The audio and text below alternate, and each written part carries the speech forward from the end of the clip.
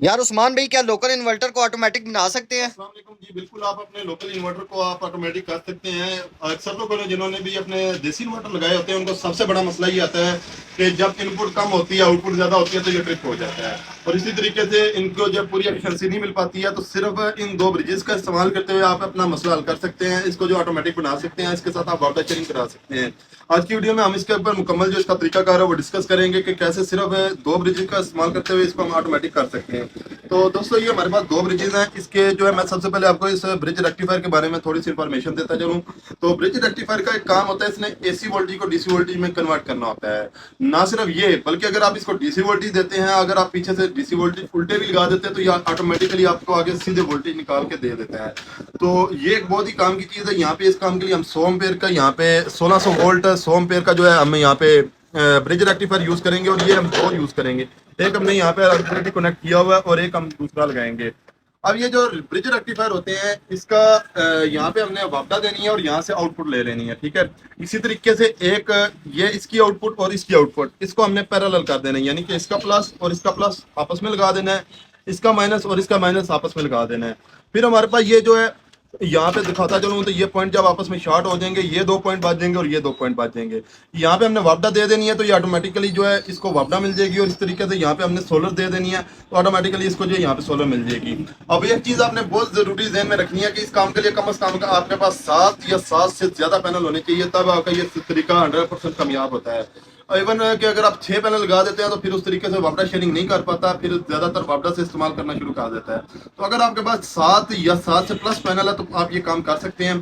तो इसका तरीकाकार बहुत ही आसान है। बाकी इसका जो है मैं फंक्शन आपको समझा देता हूँ। जब हम यहाँ से वापडा देते हैं तो इसकी आउटपुट जो है, अगर आप 220 वोल्ट वापडा देते हैं तो ये आगे 220 वोल्ट आउटपुट निकाल देता है डीसी।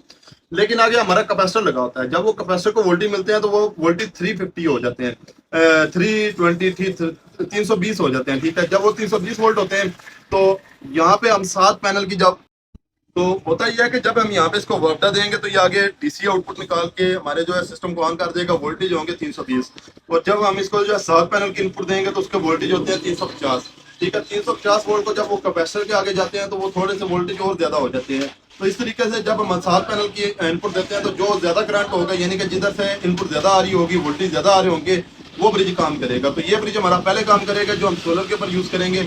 और इसी तरीके से जब लोड कम होगा, यानी कि सोलर कम हो जाती है तो वोल्टेज हमारे ड्रॉप होंगे।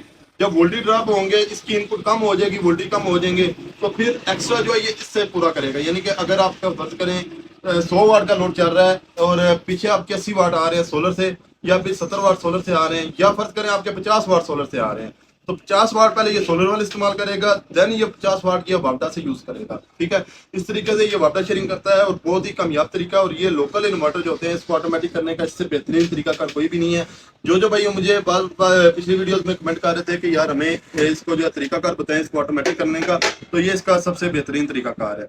तो दो ब्रिज का इस्तेमाल करना है। इनकी आउटपुट आपने पैरेलल कर देनी है। एक ब्रिज पे आपने वापडा लगा देनी है, एक ब्रिज पे आपने सोलर लगा देनी है। इस तरीके से आपका ये जो है सिस्टम टोटली ऑटोमेटिक हो जाएगा। फिर आपने दो तारें वापडा शेयरिंग में लगा देनी है। वापडा शेयरिंग सिर्फ उतनी ही इस्तेमाल करेगा जितनी इसको रिक्वायर होगी। बाकी आप कंपनीज के भी इन्वर्टर लगाते हैं तो उसमें होता ही है कि जब आप उसको वापडा देते हैं तो पीछे मीटर पे चेक करते हैं 1.2 एम्पेयर वो लेता ही रहता है। इसमें ऐसा कोई चक्कर नहीं है। ये आपका जो है सिर्फ उतनी वापडा इस्तेमाल करेगा जितनी इसको रिक्वायर होगी। वीडियो अगर पसंद आई है तो वीडियो को लाइक शेयर लाजमी कर दें, और बाकी यूट्यूब चैनल को भी सब्सक्राइब कर दें। दूसरा, आप जो है वीडियोस, मजीद इस तरह की वीडियोस के लिए आप मेरे चैनल को फॉलो कर लें। मिलते हैं नेक्स्ट वीडियो में।